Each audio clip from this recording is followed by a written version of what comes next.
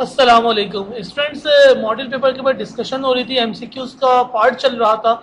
इसी पार्ट को मद्देनजर रखते हुए अब हम आगे की तरफ चलते हैं और हमारा आज का एमसीक्यूज नंबर है 21 एमसीक्यूज क्या कहते हैं? This will give iodoform reaction on the treatment of sodium carbonate and iodine. अब जैसा कि पता चल रहा है कि ये हमारी किताब की एक इक्वेशन है जिसको उठाया गया और टॉपिक क्या हमारा एसीटोन। एसीटोन के अंदर मैंने आपकी किताब का ही तस्वीर खींच के लगाई हुई, तस्वीर ली हुई है। रिडक्शन, ऑक्सीडेशन और फॉर्मेशन ऑफ आयोडोफॉर्म। नंबर 3 पे आपको नजर आ रहा होगा क्या लिखा हुआ है, फॉर्मेशन ऑफ आयोडोफॉर्म। मतलब कि ये आयोडोफॉर्म वाली इक्वेशन इंपॉर्टेंट है कि आयोडोफॉर्म कैसे बनता है। अगर कोई पूछे कि आपसे कि कोई एसिटिक एसिड फॉर्म एसीटोन, ये भी इंपॉर्टेंट है। सेकेंडरी प्रोपाइल अल्कोहलिन, मतलब ये तीनों इक्वेशंस को आप एक नजर देख लें और देखने के बाद ये फैसला कर लें कि इनमें से कोई एक आध इक्वेशन आ सकती है। सही है, तो एसीटोन बनाता है अल्कोहल को, एसीटोन बनाता है एसिटिक एसिड, ए से ए बन रहा है। सही है बेटा। और अल्कोहल एसीटोन बनाता है आयोडोफॉर्म को भी। अच्छा जी, this will give iodoform reaction on the treatment of sodium carbonate. जब दे विल गिव मतलब बनेगा, आयोडोफॉर्म बनना चाहिए।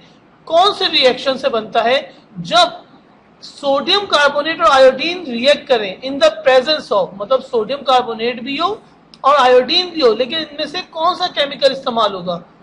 Acetic acid, acetone, methanol, acetic anhydride. तो बेटा हमेशा याद रखो कि एसीटोन इस्तेमाल होगा। एसीटोन के पास बीटा हाइड्रोजन होता है जिसकी वजह से क्या बना सकता है, हमारे पास आयोडोफॉर्म बनेगा। आसान बात है, ये थोड़ी सी इक्वेशंस आपको याद करनी पड़ेंगी। तो द आंसर इज एसीटोन। सही बेटा।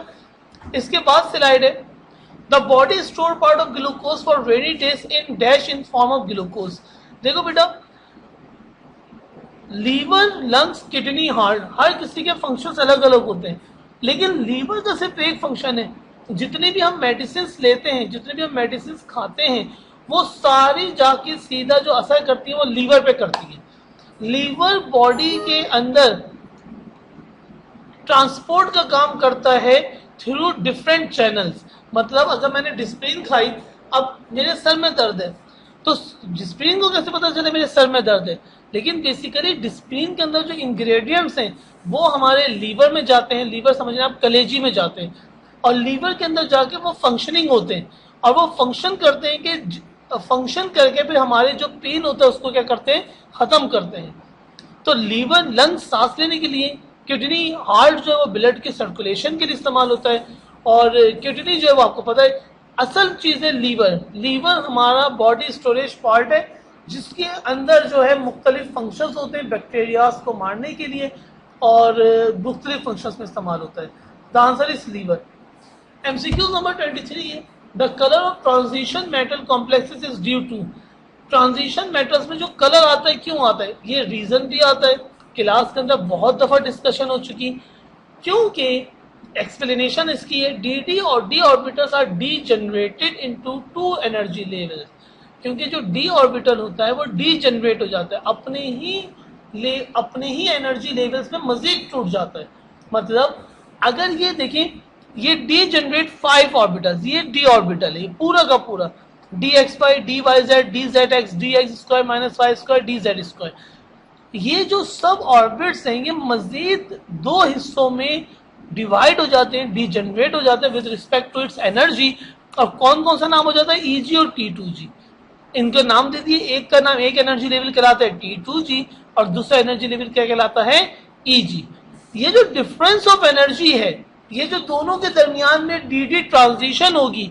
अब मिसाल के तौर पे इसके अंदर इलेक्ट्रॉन्स आना शुरू हुए, तो एक एक इलेक्ट्रॉन, इन सबके अंदर 5 इलेक्ट्रॉन है तो एक एक आ गए। अगर एक है तो पहले बन जाएगा, अगर 2 इलेक्ट्रॉन तो एक इसमें एक इसमें, अगर 3 है तो 1 बाई 1 1 2 3, अगर 4 है तो 1 2 3 और एक है 4 ऊपर चला जाएगा, 5 है तो 1 2 3 4 5। अकॉर्डिंग टू हुंड्स रूल, क्या कहता था हुंड्स रूल, कि इलेक्ट्रॉन 1 बाई 1 एक्सिस में जाके फिल होते हैं। सही है। अब the colour transition of metal complex due to, ये जो कलर की ट्रांजिशन है, ये जो ट्रांजिशन स्टेट बनी है, इसकी वजह से कलर फॉर्म होता है। मिसाल के तौर पे एक इलेक्ट्रॉन ने एनर्जी एब्जॉर्ब करी और एब्जॉर्ब करके वो आउटर मोस्ट ऑर्बिट में चला गया। जब वो वहां से दोबारा से नीचे की तरफ आता है, रिलैक्स करता है, तो वो अपने अंदर से लाइट को इमिट करता है। अब वो लाइट क्या होती है, डिफरेंट कलर्स की होती है, उसके जैसे हमारे एलिमेंट्स जो होते हैं वो कलर शो कर देते हैं। सही बेटा, ये क्लास में हमारी डिस्कशन हो चुकी है। अगर ये एक मैं अब इसके आगे बता रहा हूं, तो इसका आंसर क्या है, D transition of electrons. Simple सी बात है। अच्छा, दूसरी बात बेटा, इसके अंदर अगर कोई एलिमेंट जैसे जिंक है, जिंक के अंदर 10 इलेक्ट्रॉन्स आते हैं, डी में कितने आते हैं, 10। तो मतलब तमाम के तमाम जो होते हैं ये फिलअप हो जाते हैं, तमाम के तमाम क्या हो जाते हैं, फिल हो जाते हैं। 2 2 4 2 6 2 8 2 10, सबके अंदर 2 2 इलेक्ट्रॉन्स आ जाएंगे। अब तुम ट्रांजिशन की स्टेट ही नहीं बची। अब क्या बेटा, ट्रांजिशन की जगह नहीं बची। मतलब ये नीचे का इलेक्ट्रॉन जंप करके ऊपर कहाँ जाएगा, ऊपर कोई जगह ही नहीं है, क्योंकि ऊपर 2 2 फिल है।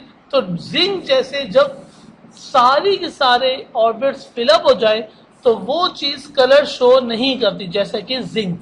सही है, किताब के अंदर भी मिसाल लिखी हुई है, रीजन भी आता, मैं क्लास में समझा भी चुका हूँ। Laughing gas is chemically N2O, ये याद करने की बात है। Which element forms an ion with charge +3, इसमें से कौन सा आयन है जिसके पास चार्ज +3 होता है। तो इसको थोड़ा सा देख लेते हैं बेटा। देखो भाई, सबसे पहली बात तो ये समझने की है कि पहले उनको अलग कर लेते हैं जो इसके अंदर नहीं आते, जिनका +3 चार्ज नहीं होता। ग्रुप नंबर 1 है lithium sodium. Sodium sodium group number 1A में होता है, तो ये तो नहीं हो सकता। सोडियम के बाद आ गया lithium sodium potassium beryllium. Sorry, group number 2 में सबसे पहले आता है बेरिलियम फैमिली, तो BE भी नहीं हो सकता क्योंकि ग्रुप नंबर 2 के है। और ऑक्सीजन जो होता है वो तो आता ही बहुत एंड में है, 5 या 6 में जाके आता है। तो बचा सिर्फ अल्मोनियम। तो बोरोन और एल्युमिनियम इनके ऊपर +3 चार्ज होता है क्योंकि ये ग्रुप नंबर 3A में मौजूद है। इसके पता ये ऐसे चलता है कि जो जिस ग्रुप का होता है उसका वही चार्ज होता है। सोडियम ग्रुप नंबर 1 में है तो +1 चार्ज है, बेरिलियम ग्रुप नंबर 2 में तो +2 चार्ज है, एल्युमिनियम ग्रुप नंबर 3 में तो +3 चार्ज है। Nelson cell is used to prepare. Nelson cell कहाँ इस्तेमाल किया जाता है। अब ये किताब में बेटा देखो, जितने इस दफा कंडेंस सिलेबस के मुताबिक जितने भी प्रोसेस हैं उन सबको एक साथ लिख लो, एक लाइन पे लिख लो, और उसके आगे उनको लिख लो कि कौन सा सेल किस काम के, कौन सा प्रोसेस किस काम। जैसा अगर लिखा हुआ जाता Ostwald process is used to prepare. अब ऑस्ट्रोवर्ट सेल क्या बनाता है भाई, प्रोसेस के नाइट्रिक एसिड के लिए इस्तेमाल होता है। तो ये जब एक जहां पे आ जाएगा सारा मवाद तो आपके लिए आसानी हो जाएगी।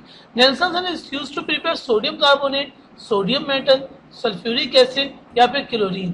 तो भाई नेल्सन सेल कहाँ पे इस्तेमाल होता है, सोडियम मेटल के अंदर इस्तेमाल किया जाता है नेल्सन सेल को।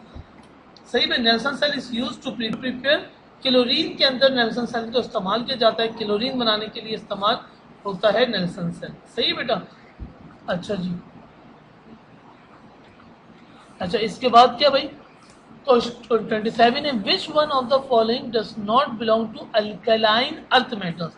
इसमें से कौन सा है जो अल्कलाइन अर्थ मेटल्स से बिलोंग नहीं करता। देखो मेरे प्यारो, अल्कलाइन अर्थ मेटल्स, सबसे पहले तो आपको ये पता होना चाहिए कि अल्कलाइन अर्थ मेटल्स होता क्या है। सबसे पहले अल्कली मेटल्स, दूसरे नंबर पे क्या आते हैं, अल्कलाइन अर्थ मेटल्स। और अल्कलाइन अर्थ मेटल्स क्या होते हैं, जो रिप्रेजेंट करते हैं ग्रुप नंबर 2A को। Alkaline earth metals are representation of group number 2A। अब 2A के अंदर BE और BA, बेरिलियम और बेरिलियम दोनों ही आते हैं। अब बच्चों RA, RA का क्या मतलब होता है, रैंडियम। सही बेटा, RA किसको कहते हैं, रैंडियम को कहते हैं। अब ये जो है, अब इसमें अगर आप लोग आंखें बंद करके भी टिक लगाते हैं, आपको ना भी याद होता इसमें से कुछ, अगर आपको इसमें से कुछ ना भी याद होता जब भी कोई मसला नहीं था। क्यों मसला नहीं था, क्योंकि इसके अंदर एक केमिकल जो लेड लिखा हुआ है PB, ये आपको 100% यकीन है कि this are belong to the P block elements. क्योंकि लेड कहाँ पे आता है बेटा, P ब्लॉक एलिमेंट का हिस्सा होता है लेड।